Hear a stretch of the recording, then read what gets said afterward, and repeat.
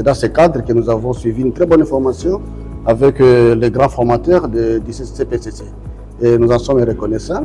Mais entre-temps aussi, si nous sommes arrivés là, c'est grâce à la vision de Madame la DG, en même temps coordonnatrice du projet Pabia Cobalt, Madame Alice Miri Mokabeti, qui avec sa grande vision, nous avons eu la chance d'être cooptés par elle et de suivre cette formation pour répondre au moins à ses attentes par rapport à ce que nous faisons comme travail chaque jour.